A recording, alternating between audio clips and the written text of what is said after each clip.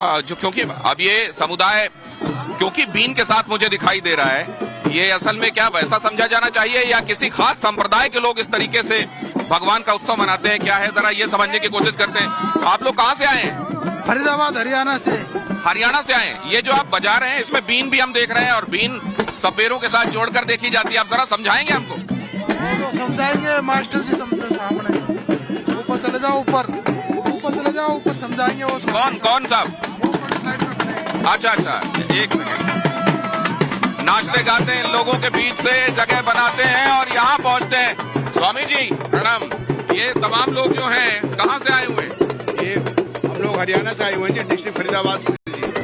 तो ये मैं देख रहा हूँ बीन के साथ और खास वाद्य के साथ नाचा गाया जा रहा है। ऐसा है जी, हमारा एक पुरानी संस्कृति है, पुराना बाजा है।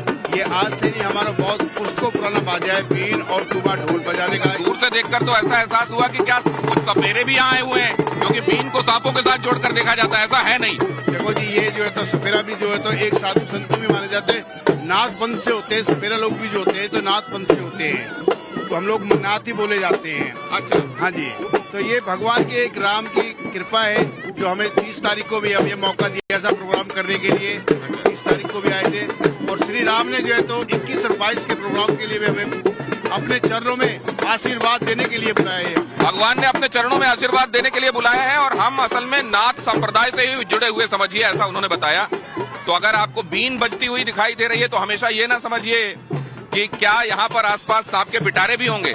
इस संप्रदाय से मानने वाले लोग बीन के जरिए भी प्रभु को याद करते हैं। के साथ ये बाबा जी यहाँ पर अभी अयोध्या धाम पहुंचे हुए हैं। बाबा, आपका ये जो रूप है, ये जो वेश है, ये तो बहुत ही आकर्षक है। देहो देवालया प्रोक्तः सजीवः केवलः शिवः। शिवपुराण में प्रमाण है, रुद्राक्ष समस्त कामनाओं की सिद्धि करता है। यम यम चिंतते कामम तम तम प्राप्नोति निश्चितम। जो भी आप चाहते हो वह रुद्राक्ष आपको देने में समर्थवान है। रुद्राक्ष कोई माला नहीं, यह एक भगवान की सजीव मूर्ति है। कृपा की, दया की, अनुग्रह की, ज्ञान की, वृद्धि की, शक्ति की, साधना की, त्याग की, तप की, ऊर्जा की और अभ्यंतर गति में वृद्धि करने वाली यह एक प्राण प्रतिष्ठित मूर्ति है। भगवान की मूर्तियों की तरह ही रुद्राक्ष की भी प्राण प्रतिष्ठा होती है। यह खरीदा हुआ रुद्राक्ष नहीं पहना जा सकता। मूर्ति की तरह रुद्राक्ष भी मिलना चाहिए। रोंग जूंग फट मंत्रों से 5.25 लाख मंत्रों से इसकी प्राण प्रतिष्ठा होती है। आप ऐसे सिद्ध रुद्राक्षों के साथ अयोध्या नगरी पहुंचे हुए हैं, क्या भाव है? अब भगवान प्राण प्रतिष्ठित होने वाले हैं। रघुनंदन राघव प्यारे, सिया राम हमारे, राम हमारे, सिया राम हमारे। रघुनंदन राघव प्यारे, सिया राम हमारे। रोग मिटेंगे सब शौक मिटेंगे। हम भगवान को देख पा रहे हैं। 500 वर्षों का कि पीड़ाओं का अंत हो गया है। पीड़ाओं का अंत हुआ क्योंकि राम जन्मभूमि की दिव्यतम शक्ति को हमने उस समय देखा है जब मैं यहाँ से सरयू जी से लेट के रामलला की भूमि तक गया था। भगवान टेंटों में थे, बरसात हो रही थी। पीड़ाओं का वो दृश्य हमने देखा है जब भगवान रामलला के पूरे टेंट फटे पुराने रहते थे। कई बार लाठियां खाई, जेल गए, प्रताड़नाएं हुई, लेकिन आज लगता है सबकी पीड़ाओं का अंत हो गया है। भगवान राम का आगमन हो रहा है। 2024 22 जनवरी को देश की आज़ादी का जश्न मना रहे हैं हम लोग। देश की आज़ादी का? हाँ जी, अभी तक तो हम आज़ाद कहाँ थे। क्यों, आपको क्यों लग रहा है 47 में क्या हुए थे? पहले मैं बड़े आराम से समझाऊंगा, 1 सेकंड में समझना जी। हमारे देश पे कब्जा किया है मुसलमानों पे, फिर मुसलमानों के राज पे कब्जा कर लिया अंग्रेजों ने। तो मेरा मकान तो मुसलमानों ने छीना था, फिर मेरा मुसलमानों से अंग्रेजों ने छीन लिया।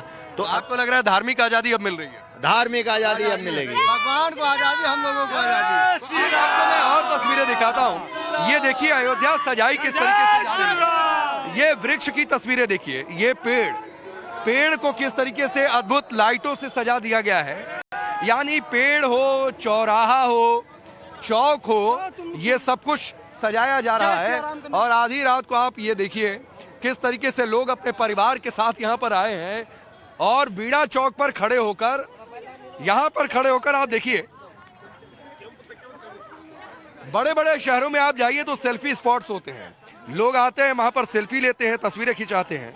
अयोध्या का ये वीणा चौक वो स्पॉट है जहां पर लोग आते हैं, युवा आते हैं तो वो सेल्फी लेते हैं। योगी आदित्यनाथ हर दौरे पर आते हैं तो यहाँ पर खड़ा होकर सेल्फी लेते हैं। प्रधानमंत्री मोदी आए तो उन्होंने सेल्फी ली। आप सोचिए अयोध्या में ये सब चीजें थी क्या? इतना डेवलपमेंट, प्रभुराम की नगरी, धार्मिक, इतनी बड़ी धार्मिक जगह, यहाँ पर एयरपोर्ट नहीं, रेलवे स्टेशन ठीक ढंग का नहीं। पहले लोग सोचते थे क्या कि ये सारी सुविधाएं होंगी? भाई अब रेलवे स्टेशन भव्य हो चुका है। हम श्री राम जी के ननिहाल छत्तीसगढ़ से आए हुए हैं। अच्छा, तो कितनी खुशी आप लोग को? अपार प्रसन्नता है, क्योंकि हमारे राम जी से पुराना नाता है। हमारे राम जी का ननिहाल छत्तीसगढ़ है और माँ कौशल्या की जन्मभूमि से हम लोग अपने भांजे के दर्शन के लिए आए हैं। राम जी को हम भांजे मानते हैं और उनके दर्शन के लिए आए हैं और बड़ी प्रसन्नता हो रही है। इस प्रकार का आनंद का माहौल देख करके ऐसा लग रहा है कि इस कलयुग में त्रेता युग वापस आ गया है। अच्छा, राम राज्य पूर्ण। आप कहाँ से हैं? छत्तीसगढ़। क्या खुशियाँ हैं अभी माहौल छत्तीसगढ़ में? पूरा मंगल ही मंगल, पूरा देश में मंगल मंगल हो रहा है। मंगल भवन मंगलहारी।